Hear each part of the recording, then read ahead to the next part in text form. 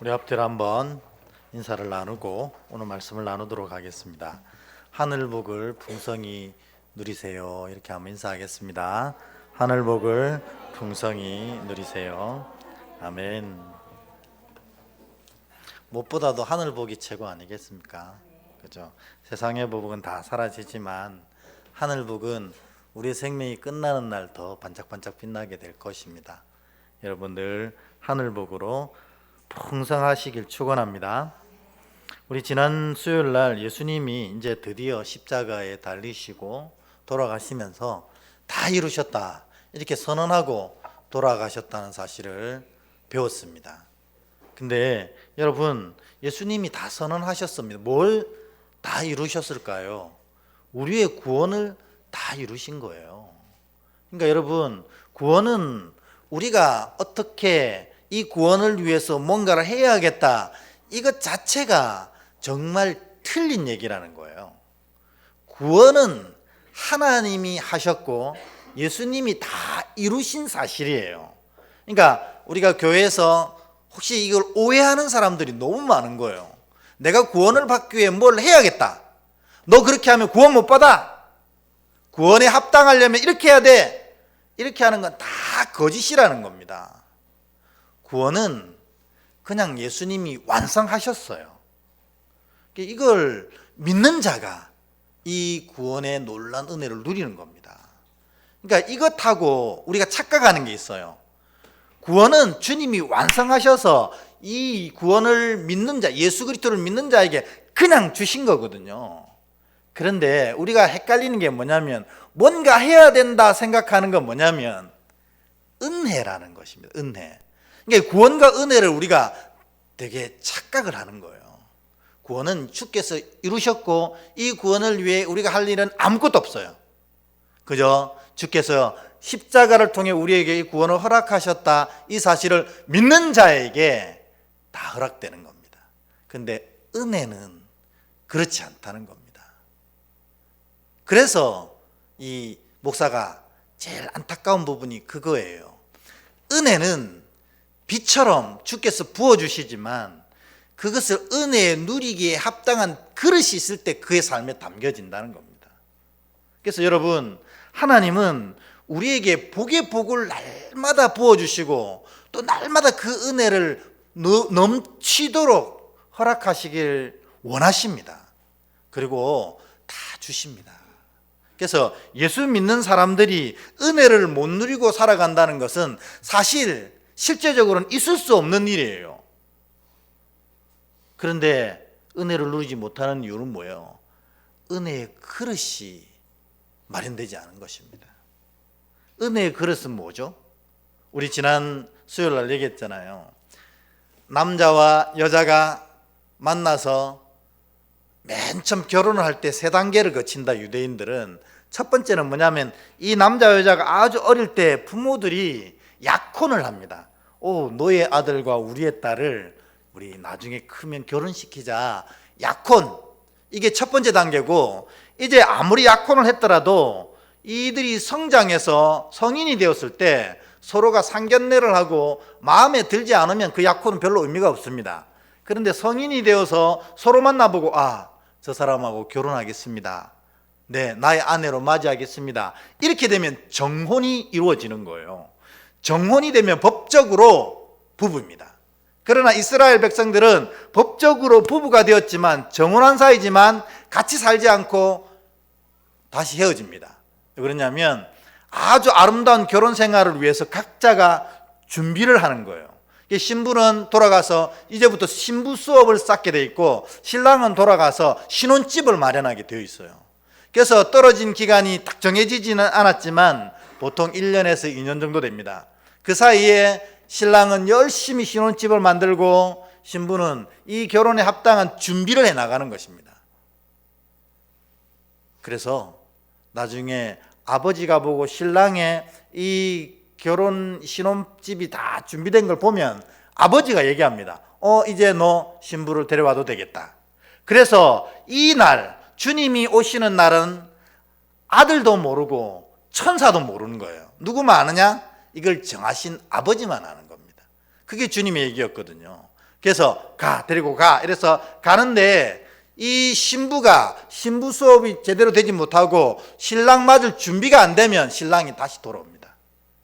그래서 이 혼인집에 5처녀, 10처녀 이 얘기가 신랑 맞을 준비가 됐느냐 안 됐느냐 이렇게 얘기하는 거예요. 그런데 은혜는 어떻게 누리느냐? 구원은 믿음은 누리지만 은혜는 이와 같이 신랑 맞을 준비를 할 때 그 은혜를 누리는 겁니다. 그 기간을 정결의 기간이라고 하는데 이거 오늘 말로 우리가 바꿔치면 그게 바로 정결한 믿음이라는 겁니다. 여러분, 하나님은 우리에게 이미 은혜를 물 붓듯이 기름 붓듯이 부어주셨거든요. 아멘? 네. 근데 아멘이 안 나오는 이유가 뭐냐면 은혜를 누리지 못하고 살고 있거든요. 그러니까 아멘이 잘 안 나오는 거예요.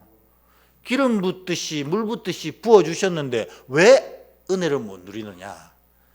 정결한 믿음이 이 처녀처럼 준비되지 못했기 때문에 신랑이 돌아가는 겁니다. 여러분, 정결한 믿음은 뭐냐면 온전한 믿음을 말하는 거예요. 순도 있는 믿음. 그래서 우리의 상황과나 형편과는 상관없이 우리를 이끌어 가시는 하나님을 온전히 신뢰하고 믿는 겁니다. 그래야 할 때 부어주시는 은혜를 온전히 누리게 되는 겁니다. 이게 정결한 믿음이라는 겁니다. 여러분, 우리가 진짜로 예수를 구주로 온전히 믿고 고백하며 믿음의 삶을 온전히 살아가내면 하나님이 우리의 삶을 온전히 세우시고 지키시고 완성할 줄 믿습니까? 이에 대한 믿음이 순전해야 되는 겁니다. 근데 우리가 이게 순전하지 못합니다. 좀 내 삶이 평탄해지면 하나님 내 삶을 지키시는 것 같고 내 삶이 평탄하지 않으면 하나님이 나를 버리신 것처럼 생각하는 거예요. 그런 일은 절대로 없습니다.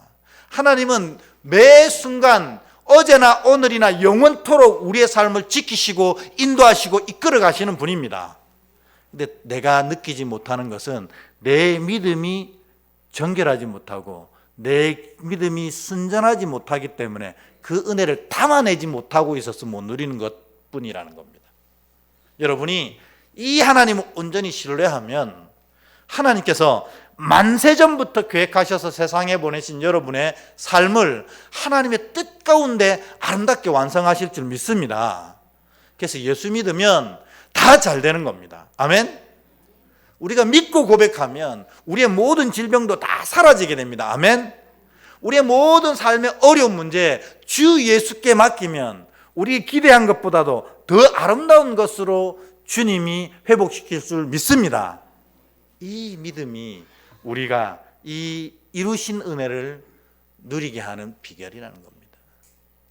역시 구원도 믿음으로 받지만 은혜도 사실 믿음으로 받는 거예요. 그래서 이렇게 은혜를 누린 자들은 이 신랑이 합당한 삶을 살아갑니다. 그게 거룩한 신부의 삶이다. 그렇게 얘기했어요.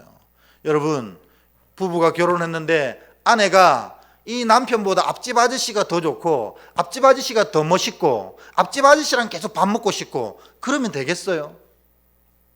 이게 거룩한 신부의 삶이 아니라는 거예요. 이제 우리는 이 신랑이신 예수님의 부인으로서의 삶이 합당하도록 살아내는 것, 이게 은혜를 누리는 비결이라는 것입니다. 어쨌든 다시 앞으로 돌아가서 주님이 다 이루셨어요. 그래서 우리는 이제부터는 죄인이다, 죄인 아니다? 네, 죄인 아닙니다. 그러니까 여러분 기도하실 때 이 죄인을 이렇게 기도하면 안 된다는 거예요. 주님이 십자가로 우리의 죄를 다 해결하셨는데 아직도 죄인이라고 하고 있어요. 그 이유는 뭘까요? 우리가 여전히 죄 가운데 남아있기 때문입니다. 여러분, 그러시면 안 됩니다. 우리가 구원받은 것은 예수 그리스도의 처참한 십자가의 고통과 모욕과 고난을 통해서 우리에게 주신 거예요. 우리의 구원이 정말 값싼 게 아니라는 겁니다. 근데 구원받았다고 하면서 여전히 죄의 자리에 앉아 있다면 우리 주님 마음을 얼마나 아프게 하는 일이고 이 십자가를 얼마나 가볍게 여기는 일입니까? 그래서 여러분, 구원받은 자들은 죄의 자리에서 빨리 떠나야 됩니다. 그것이 구원받은 자의 바른 삶이다. 이렇게 얘기를 하고 지난 시간을 마쳤습니다. 오늘 얘기를 하기 전에 우리 1절 읽어보고 오늘 얘기를 한번 시작해 보도록 하겠습니다. 1절 여러분이 한번 읽어 주시겠습니까? 시작.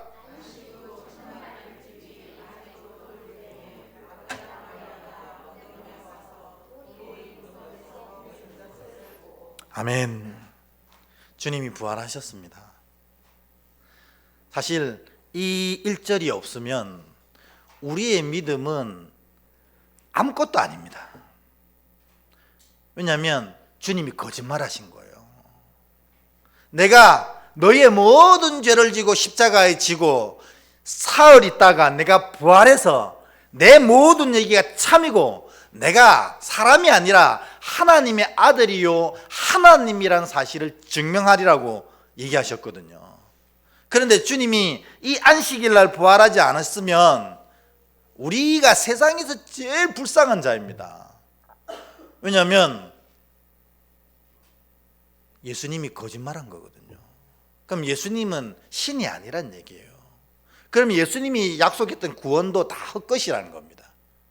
그런데 우리가 여기 앉아가지고 매주 이 좋은 날, 쉬는 날 여기 모여서 예배 드리는 건 세상에서 제일 불쌍한 일이라는 겁니다.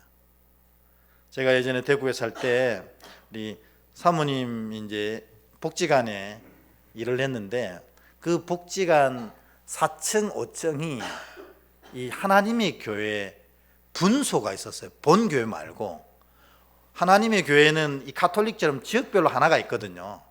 그러니까 북구에 하나, 뭐 성남동에 하나, 뭐 이런 식으로 전체적으로 다 본부에서 관리합니다.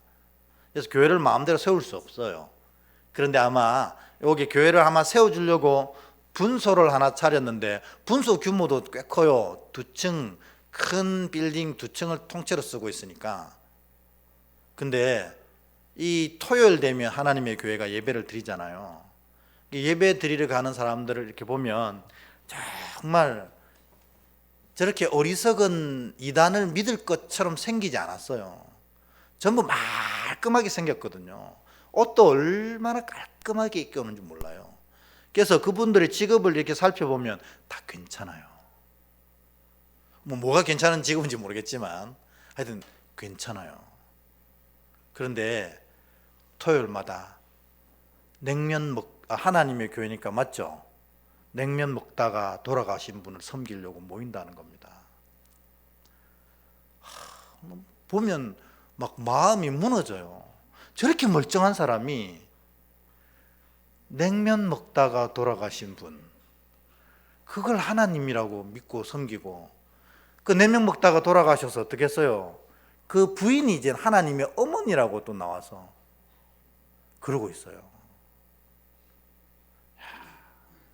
근데 예수가 오늘 부활하지 않으냐 하셨으면 우리도 그 사람하고 똑같다는 겁니다. 그런데 주님이 오늘 약속대로 부활하셨어요. 아멘.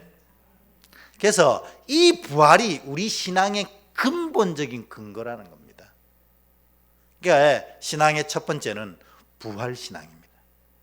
주님이 부활하셨음을 고백하는 거예요. 그래서 약속대로 부활하셨는데 오늘 본문에 보면 안식구 첫날 일찍이 주님은 이미 부활하셨고 아직 어두울 때다 이랬습니다. 뭐냐면 사람들은 주님 부활을 아직 몰랐던 거예요. 그런데 이 주님이 부활하신 사실을 제일 먼저 목도하고 주님이 부활한 주님을 제일 먼저 만난 사람이 누구냐? 오늘 본문에 나오는 이 여인이었어요. 누구입니까? 막달라 마리아입니다. 그러니까 진짜 이 여인은 은혜 중에 최고의 은혜를 누린 사람입니다. 왜냐하면 부활이 이토록 중요한 의미를 가지고 있다고 제가 막 목청껏 외쳤잖아요. 근데 이 부활을 가장 먼저 목도한 여인이 막달라 마리아라는 겁니다. 그러니까 얼마나 큰 은혜를 누리고 있겠습니까? 근데 여러분, 이 성경에 보면 마리아가 많이 나오는데 특별히 막달라 마리아를 되게 헷갈리는 사람들이 많아요. 이 왜 그러냐면 여러분, 막달라 마리아도 있고 베다니의 마리아는 누구예요? 나사로의 여동생. 그리고 또 그래, 그것까지만 합시다. 나사로의 여동생 베다니 마리아. 그리고 또 예수님이 계실 때에 예수님의 발에 향유를 붓고 머리털로 막 닦은 여인도 있어요. 그 여인도 마리아예요, 이름이. 그러니까 우리가 이 세 여인이 같은 여인인 것처럼 오해하는 경우가 좀 있습니다. 다 다른 여인이에요. 근데 이걸 누가 맨 처음 시작했냐면 이 뭐 가톨릭 욕하는 건 아니지만 가톨릭 교황이었던 그레고리 1세가 이 세 여인을 같은 여인이라고 설교했어요. 그러니까 교황은 가톨릭에서는 굉장히 영향력이 있는 사람이거든요. 근데 영향력은 있는데 성경 지식은 없는 거 봐요. 이 세 명이 같은 여인이다 이렇게 얘기하는 바람에 그때부터 이 세 여인이 같은 여인인 것처럼 오해하는 부분들이 좀 생겼어요. 그러나 여러분, 틀림없이 달라요. 그래서 이 마리아는 사실 이 예수님 당시에 우리로 치면 얼마나 흔한 이름이었냐면 영희 있잖아요. 영희, 철수. 당시에 철수는 누구냐면 우리 국어책에 철수야 놀자, 영희야 놀자 하는 것처럼 이 아이들의 대표적인 이름으로 그만큼 흔했던 이름인 것처럼 당시에 남자로 흔한 이름은 예수였어요. 남자로 흔한 이름은. 왜냐하면 구원의 열망이 되게 강했기 때문에 이 로마의 압제에서 빨리 벗어나고 싶었기 때문에 삶에 너무나 많은 문제가 있었기 때문에 아이를 낳으면 그 아이의 이름을 예수라고 불렀어요. 우리를 구원해 주소서 하는 마음을 담아서. 그래서 돌 던지면 예루살렘 성전 꼭대기에서 돌 던지면 절반은 예수가 맞아요. 그 정도로 많았어요. 근데 또 마리아도 영희처럼 굉장히 흔한 이름이었어요. 그러니까 이처럼 이 신약에서 이름이 비슷한 사람이 많으니까 꼭 그 이름 앞에다가 뭘 붙여서 구별했을까요? 지역명을 붙여서 구별했어요. 예수님을 뭐라고 불렀습니까? 나사렛 예수라고 불렀어요. 나사렛 출신이 예수라는 겁니다. 근데 오늘 막달라 마리아는 어디 출신이라는 거냐면 막달라라는 지방에 우선 마리아라는 겁니다. 그러면 나사로의 여동생인 이 마리아는 어디 살았어요? 베다니에 살았어요. 그러니까 막달라 마리아하고는 다르다는 거예요. 네, 흥분했습니다, 제가. 베다니의 마리아예요. 그리고 나중에 또 예수님 발에 향유를 부었던 여인은 지역조차도 안 나온 마리아였어요. 이름도 잘 안 나와요. 근데 어쨌든 요 막달라 마리아는 베다니의 마리아나 향유 부은 마리아하고는 달라요. 이 막달라 마리아는 우리가 이제 시간 관계상 다 읽지는 않겠지만 누가복음 8장 2절에 보면 예수님이 그 안에 있는 7 귀신을 쫓아낸 여인이었어요. 그러니까 이게 진짜로 7명의 귀신, 7마리의 귀신이 들어가 있던 여인인지 아니면 7가지의 질병을 다 품고 있는 여인인지 잘 모르겠지만 틀림없는 거는 예수님 만나기 이전에 이 여인의 인생이 너무나 비참했던 것은 틀림없어요. 왜냐하면 귀신이 7가지가 들어가 있으면 얼마나 그 인생이 힘들었겠어요. 여러분, 귀신 들려 보셨어요? 저는 영성신학을 전공했기 때문에 조직신학 안에 영성신학이라는 게 있어요. 영성신학에 보면 귀신 들린 것과 정신병을 구별하는 게 있거든요. 구별하는 항목이 7가지 정도 체크리스트가 있어요. 그래서 옛날에 우리 예전 교회 어른들이 많으실 때의 교회는 정신병 이렇게 들고 나면 우리 흔히들 뭐 조현병이라고 요즘 하기도 하는 그런 병 들고 나면 귀신 들렸다고 많이 얘기했거든요. 그래서 막 기도해주고 이렇게 하는데 이 귀신 들린 것과 조현병은 굉장히 달라요. 여러 가지가 있거든요. 이제 뭐 몇 가지 여러분들이 잘 구별할 수 있도록 뭐 7가지 다 전문적인 부분은 다 얘기 못하지만 여러분 알 수 있는 부분을 얘기해 주면, 이 조현병과 이 정신병하고 귀신 들린 것의 차이점은, 조현병은 항상 어떻게 해요? 이 여러 가지 캐릭터가 있는데 그 캐릭터가 서로를 잘 인지를 못하는 게 조현병이에요. 그러니까 예를 들어서 얘가 조현병이 걸려가지고 어떨 때는 진짜 악한 캐릭터를 드러내는 거예요. 그러다가 이게 탁 사라지고 나면 또 착한 본인으로 돌아와요. 그러니까 나중에 이 친구에게 물어요. 너 예전에 이런 행동을 한 거 기억나니? 하면 몰라요. 조현병이 그런 거거든요. 2가지 캐릭터가 있는데 이게 혼동되어서 섞여 있기 때문에 서로 잘 몰라요. 그런데 귀신 들린 것은 어떻게 구별하냐면, 얘가 폐악을 지겼어요. 경상도 사투리네. 막 이렇게 폐악을 부렸어요. 그리고 잠시 잠잠해져서 본정신이 돌아오고 나면 물어요. 너 그 폐악했던 일 기억나니? 하면 알아요. 이게 귀신 들린 것의 첫 번째 특징입니다. 그러니까 2 캐릭터가 안에 들어가 있는데, 혹은 요 7 귀신이니까 7 캐릭터와 자기 캐릭터 8 캐릭터가 있잖아요. 서로 다 알아요. 본인이 자기 안에 귀신이 들어온 걸. 2 번째 뭐냐면, 이렇게 귀신이, 영적인 존재가 우리 안에 들어오면은 굉장히 영적인 파워가 드러나요. 예전에도 저희 교회에 귀신 들린 집사님이 한 분 있었어요. 몸이 굉장히 약하고 남편이 이 술을 너무 좋아했어요. 이상하게 옛날에는 술하면 꼭 이어지는 게 도박하고 이어지더라고요. 그리고 또 바람 피고, 이게 3개가 항상 세트로 다니더라고. 그러니까 이 집사님이 남편 때문에 이루 말할 수 없이 속상했고 고통스러웠거든요. 그래서 이 남편 구원을 위해서 365일 교회 밤에 나와서 철야 기도하던 여인이었어요. 지하실에 식당에 내려가가지고, 이제 그 지하실이 새벽 기도 자리였거든요. 그 지하실에 내려가서 밤마다 철야 기도하는 여인이었는데, 어느 날 이 집사님에게 귀신이 들린 거예요. 그래가지고 막 전화가 오고 교회가 난리가 났었어요. 근데 이 제가 가보니까 남자 집사님 4명이 이 집사님을 붙잡았는데 감당을 못 하더라고요. 놔! 이러니까 다 튕겨져 나가버려요. 왜냐하면 귀신 들리면 안에 영적인 힘이 넘쳐나거든요. 그래서 사람이 감당 못 합니다. 그러나 여러분, 조현병 걸려 있으면 어른 2명만 붙잡아도 꼼짝 못 합니다. 왜냐하면 사람이기 때문에. 제가 이 얘기를 드리는 이유는 뭐냐면, 무엇이든지 간에 이 여인이 너무너무 힘든 인생에 7 귀신이 들렸으니 얼마나 삶이 피폐했을까요? 근데 이 여인이 예수님을 만났어요.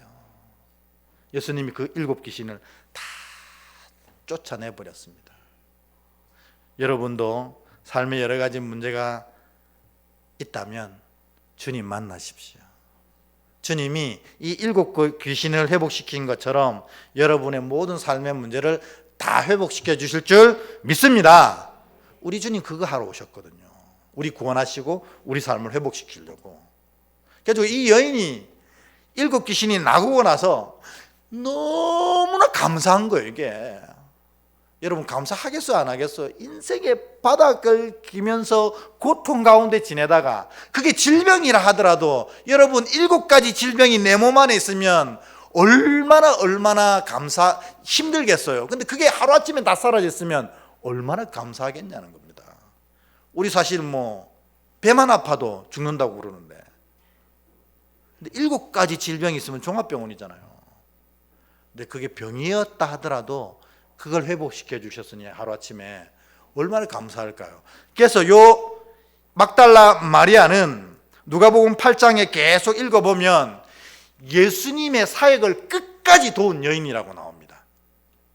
너무 감사하니까, 내 인생을 새롭게 해주신 분이니까.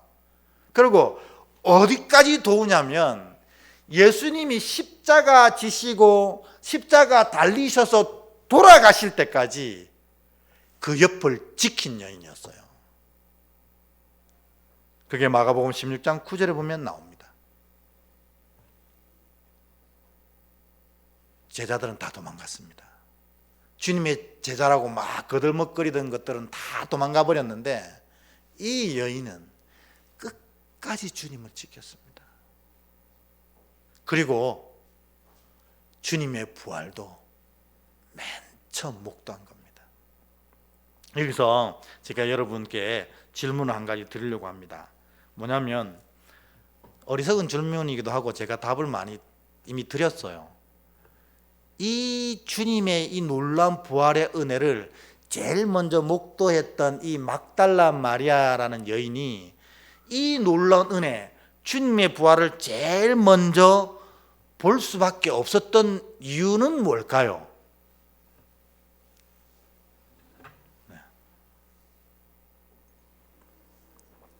뭘까요? 주님과 늘 같이 있었거든요. 7 귀신이 쫓겨나고 그때부터 주님을 섬기시기 시작해서 주님이 고난당할 때도 그 옆에 있었고 주님이 십자가 달리실 때도 그 옆에 있었고 그리고 주님이 무덤 속에 들어간 이유가 그때는 못 있어요. 왜냐하면 안식일에는 무덤에 있으면 안 되거든요. 율법을 범하는 거예요. 그래서 안식일엔 집에 있다가 안식일이 끝나자마자 또 무덤으로 달려간 겁니다. 그러니까 막달라 마리아가 이 놀라운 은혜를 누린 첫 번째 이유는 뭐냐? 그녀는 늘 주님과 함께 주님 옆에 있으려고 애를 썼던 사람이라는 겁니다. 여러분, 저도 여러분에게 똑같은 말씀을 드리고 싶어요. 예수 믿으면 예수님의 권세로 우리에게 주신다고 했거든요. 이 권세로 세상을 능히 이길 수 있어요. 그 힘을 얻는 비결은 뭐냐? 늘 주님 옆에 있는 것입니다. 근데 우리가 주님 옆에 있다가 또 세상 옆에 있다가 또 내 마음에 드는 사람 옆에 있다가 이게 자꾸 파트너가 바뀌는 겁니다. 여러분 진짜 2023년도에 오늘 우리 새벽기도 했던 것처럼 크고 놀라운 일들이 여러분에게 펼쳐지게 될 텐데 제가 딱 한 가지 비결은 이 막달라 마리아를 통해서 말씀드리고 싶어요. 자든지 먹든지 마시든지 무엇을 하든지 내 마음은 항상 주님 옆에 있어야 됩니다. 그러면 주의 은혜가 자동적으로 그에게 임하는 것입니다. 이거를 뭐라고 그러냐면 예수 중심 신앙이라고 부릅니다. 그래서 뭘 얘기해도 예수가 나오는 거예요. 고통 가운데서도 예수님이 찾아오실 것이다. 기쁨 가운데서도 예수님이 주셨어. 아침에 눈을 떠서도 주님 감사합니다. 저녁에 잠자리에 들면서도 주님 감사합니다. 우리가 진짜 우리 입술과 우리의 믿음이 이렇게 예수 중심으로 뭉쳐 있으면 여러분 삶에 이 막달라 마리아가 경험했던 동일한 은혜들을 날마다 누리는 자가 되게 된다는 것입니다. 아멘. 주님과 늘 같이 계십시오. 그러면 이 은혜 누립니다. 목사와 같이 있는다고 누리는 게 아닙니다. 뭐 그런 분도 없지만 교회 아침부터 저녁까지 교회 자리한다고 누리는 게 아니에요. 다른 사람들과 늘 붙어 있는다고 누리는 게 아니에요. 주님, 우리 주 예수님과 늘 동행할 때 그런 은혜를 누리는 겁니다. 여러분, 여러분이 화장실 가도 누구와 가는 겁니까? 주님과 가는 겁니다. 여러분이 세상 나가 있어도 누구와 가는 겁니까? 주님과 가는 겁니다. 그럴 때 이 은혜를 누린다 하는 것입니다. 막달라 마리아의 은혜의 두 번째 이유는 뭐냐면 그 당시에 예수님이 살아계시고 부활하실 당시에 예수님을 가장 사랑했던 사람이 누구냐? 저는 단언컨대 막달라 마리아라고 생각합니다. 왜 그렇습니까? 주님을 사람들이 핍박하고 죽이는 가운데 있을 때에도 자리를 피하지 않았어요. 죽으면 죽으리라는 겁니다. 근데 그 잘난 베드로도, 그 잘났던 많은 제자들은 다 도망갔어요. 살려고. 주님이 죽는데 자기는 살려고 다 도망갔습니다. 근데 막달라 마리아는 주님 지켰습니다. 주님을 진짜 사랑했기 때문입니다. 왜 이 막달라 마리아가 주님을 이토록 사랑했을까요? 받은 은혜가 그만큼 컸기 때문 아니겠습니까? 그러니까 여러분, 주님을 사랑합시다. 이게 사랑합시다 구호 외친다고 사랑되는 게 아니잖아요. 그래서 제가 여러분을 위해서 간절히 기도합니다. 놀라운 하늘의 복이 여러분 삶에 가득 부어져서 여러분이 우리 주님을 사랑하지 않을 수 없는 귀한 마음과 인생이 될 수 있기를 기도합니다. 여러분도 기도하세요. 내 믿음을 위해서입니다. 주님, 주의 은혜를 기름 붓듯이 부어주시옵소서. 이 은혜 때문이 아닙니다. 이거 경험하고 나서 오늘 마리아처럼 주님을 이 세상에서 가장 사랑하는 자가 되게 하옵소서. 그렇게 하면 주의 가장 큰 은혜를 누린 자가 되게 되는 것입니다. 그런 자 되시길 축원합니다. 매일매일 간구하십시오. 이 은혜를 누리게 해달라. 믿음 때문입니다. 근데 사실 막달라 마리아가 주님을 가장 사랑하고 주의 은혜를 가장 크게 누렸지만 믿음은 부족했습니다. 그게 제일 아쉬운 점이에요. 제가 오늘 여러분에게 드리고 싶은 마지막 얘기입니다. 11절을 한번 읽어보겠습니다. 11절 같이 읽습니다. 시작. 마리아는 무덤 밖에 서서 울고 있더니 울면서 굽으려 무덤 안을 들여다보니. 아멘. 여러분, 주님이 부활하신 사실이 울어야 될 일입니까? 웃어야 될 일입니까? 기뻐해야 될 일 아닙니까? 근데 주님이 약속대로 부활하셔서 무덤이 비었어요. 그러면 우와! 주님이 약속하신 대로 부활하셨구나, 이렇게 기뻐해야 되는데 이 마리아가 그 빈 무덤을 보고 주님 없다고 우는 거예요. 주님도 사랑하고 은혜도 넘치는데 믿음이 부족한 겁니다. 믿음이 부족하니 어떤 일이 일어나냐면 14절을 읽어보겠습니다. 14절 같이 읽습니다. 시작. 이 말을 하고 뒤로 돌이켜 예수께서 서신 것을 보았으나 예수인 줄은 알지 못하더라. 아멘. 주님 진짜 사랑하고 주의 은혜를 풍성히 누렸는데 믿음이 없으니까 주님이 옆에 계셔도 주님을 못 알아보는 거예요. 여러분, 이 유대인들은 모세오경을 다 외우는 사람들이에요. 여러분, 유대인들 우습게 생각하면 안 됩니다. 저랑 비슷한 연령대의 사람들은 모세오경 거의 다 외워요. 제가 보니까 저의 밑에 나이대들은 이제 안 외우기 시작하더라고요. 그래서 저는 이스라엘에는 이제 비전은 없다, 그런 생각 듭니다. 근데 모세오경을 다 외우고 이 율법을 다 지키려고 애를 쓰는 사람이 유대인들이에요.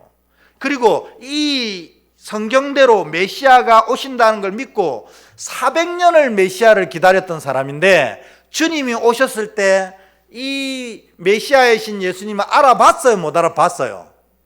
못 알아봤어요. 주님 알아볼 수 있는 유일한 방법은 무엇이 있어야 됩니까? 믿음이 있어야 됩니다. 주님 사랑해서 간절히 주님 기다리고 그것 때문에 은혜가 넘쳐나도 막상 주님이 오면 주님 못 알아본다니까요. 여러분, 우리 주님이 이제 재림하실 거예요. 마지막 심판을 완성하시려고 재림하신다고 약속하셨어요. 그런데 이렇게 많이 사람들이 앉아 있어도 재림하신 주님을 못 알아볼 사람도 여기 있다니까요. 여러분 무섭지 않습니까? 주님이 역사하시고 주님이 내 옆에 계신데도 막달라 마리아도 주님 못 알아봤어요. 우리가 주님 알아볼 수 있을까 과연? 재림하셨는데 그 재림하신 주님을 알아볼 수 있을까? 저는 좀 두렵습니다. 모를 수도 있다는 거예요. 여러분, 지금 이 삶을 살아가는데 우리가 믿음이 온전히 자리하면 누가 보이냐면 예수님이 보입니다. 내 앞길을 행하면서 내 삶을 열어가시는 주님, 그리고 내 삶의 여러 가지 어려움들을 막아주시는 주님, 그리고 내게 귀한 길들을 알려주시는 주의 음성을 우리가 보고 듣게 되는 겁니다. 뭐가 있으면요? 믿음이 있으면. 그러니까 여러분, 주님의 음성이 들리십니까 지금? 여러분 앞서 행해 가시는 주님이 보이십니까? 내 옆에 앉아서 나를 사랑스러운 눈빛으로 날마다 바라보시면서 내 삶을 보해 가시는 주님이 보이십니까? 안 보인다면 여러분 큰일 난 겁니다. 믿음이 가짜라는 거예요. 막달라 마리아처럼 주님 진짜 사랑하고 안식일 끝나자마자 주님께 달려오고 그래서 놀라운 은혜를, 풍성한 은혜를 누리던 막달라 마리아도 믿음이 부족하니 옆에 계신 주님도 못 알아보는 겁니다. 여러분은 오늘 이 믿음을 다시 세우셔서 여러분 바로 옆자리에 앉아 계신 그 주님을 알아볼 수 있는 은혜를 경험하시길 축원합니다. 여기 계십니다. 여러분 오른손을 살짝 들어보십시오. 이 손을 누가 잡고 계신 줄 아세요? 주님이 잡고 계십니다. 왜 그거 모르세요? 우리의 믿음이 주님을 향하지 아니하고 생각과 마음이 세상을 향해 있기 때문에 이것들을 모르고 살아가는 겁니다. 그런데 믿음이 있으면 내 오른손을 딱 붙잡고 계신 주님, 나의 등 뒤에서 나를 이렇게 밀어주고 계신 주님, 내 길을 앞서 가시면서 구름 기둥 불 기둥으로 내 삶을 지키시고 계신 주님을 바라볼 수 있게 되는 것입니다. 그때부터 삶이 완전히 달라지는 거예요.